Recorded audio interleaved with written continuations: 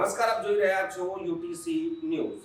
રાજ્યના નાણાપ્રધાન કનુભાઈ દેસાઈએ આજે વર્ષ 24-25 નું બજેટ રજૂ કર્યું છે.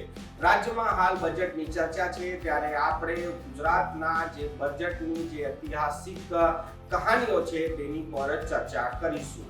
રાજ્યનું સૌથી પહેલું બજેટ રાજ્યના મુખ્ય પ્રધાન જીવરાજભાઈ મહેતાએ રજૂ કર્યું હતું. જીવરાજભાઈ મહેતા રાજ્યના મુખ્ય પ્રધાન પણ હતા અને નાણાં પ્રધાનનો હવાલો પણ તેમની પાસે હતો. તેમણે આ બજેટ રજૂ કર્યું હતું. રાજ્યમાં સૌથી પહેલું બજેટ 22 ઓગસ્ટ 1960 માં રજૂ થયું હતું.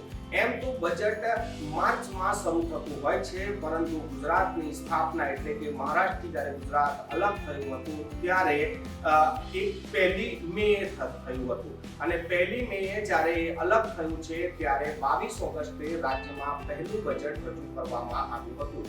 રાજ્યના મુખ્ય પ્રધાન જીવરાજ મહેતા જે નાણાં પ્રધાનનો હવાલો પણ હતો ને તેમને આ બજેટ રજૂ કર્યું હતું. આ બજેટ 115 કરોડનું હતું. 54 કરોડ રૂપિયાની મહેસૂલી આવક હતી અને 58 કરોડ રૂપિયાનો ખર્ચ હતો, એટલે 3 લાખ રૂપિયાની ઘટ પહેલા બજેટમાં જ રાજ્યમાં જોવા મળી હતી.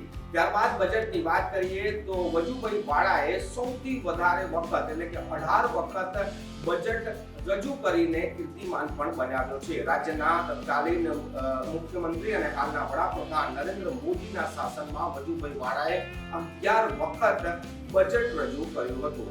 હાલ આજે વાત કરીએ તો કનુભાઈ દેસાઈએ બજેટ રજૂ કર્યું છે અને આ બજેટમાં મહિલાઓ અને જે ગરીબો છે, શ્રમજીવીઓ છે, તેમના માટે ઘણી બધી યોજનાઓની જાહેરાત કરી છે અને જે યોજનાઓ ચાલી રહી છે તેના વિસ્તારની વાત પણ કરી છે. રમતગમતની વાત કરીએ તો ઓલિમ્પિક લેવલનું જે ટ્રેનિંગ સેન્ટર છે તે ખોલવાની પણ વાત કરી છે. આ બજેટમાં તેમની સૌથી મોટી જાહેરાતની વાત કરીએ તો 7 જેટલા શહેરો, જેમાં વાપી પણ આવે છે અને વલસાડ પણ આવે છે, તે નગરપાલિકાઓને મહાનગરપાલિકા બનાવવાની જાહેરાત આ બજેટમાં કરવામાં આવી છે. આ બજેટમાં જે અન્ય યોજનાઓ છે તેના પણ ઉલ્લેખ કરવામાં આવ્યા છે. આજનું આ જે બજેટ છે તેને લઈને તમારી શું પ્રતિક્રિયા છે અને ગુજરાતના બજેટનો આ જે ઇતિહાસ છે તેના વિશે તમારી શું પ્રતિક્રિયા છે, અમને કોમેન્ટ બોક્સમાં કોમેન્ટ જરૂરથી કરશો.